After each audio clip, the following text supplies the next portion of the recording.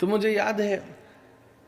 वो नई नई मैडम आई थी, तो वो ब्लैक बोर्ड पर जब कुछ लिख रही थी, प्रिंसिपल मैम अपने राउंड पर थी, तो वो चुपचाप पीछे वाले दरवाजे से सबसे पीछे वाली बेंच पर आराम से बैठो, क्या लिख रही हैं। और वो टीचर इतनी एनग्रोस्ड थी कि उनको भी नहीं बोध था, उन्होंने लिखा, 2-5 मिनट तक व्याख्या भी करती रही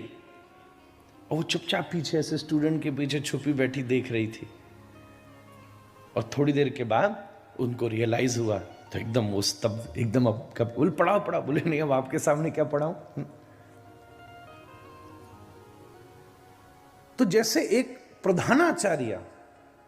एक विद्यार्थियों के बीच में बैठकर यह भी समझ रही है कि अध्यापक कैसे पढ़ा रहा है और यह भी समझ रही है कि विद्यार्थी कैसे पढ़ रहे हैं, ऐसे ही इस दुनिया को चलाने वाला परमात्मा भी इंसानी धरती पर उतर करके ये देखता है कि इस पूरी प्रकृति को चलाने वाले देवता अपना कार्य ठीक से कर रहे हैं कि नहीं, सन्मार्ग क्या है, धर्म मार्ग क्या है, अधर्म मार्ग क्या है, और इंसानों को भी प्रेरणा दे देता है कि अगर कोई परिस्थिति ऐसी खड़ी हो तो उसमें कौन सा बेस्ट मूव आपकी एग्जिस्टेंस को प्रमाणित करता है। When a principal becomes a student, similarly, जो कर्मों की व्यवस्था से परे हो,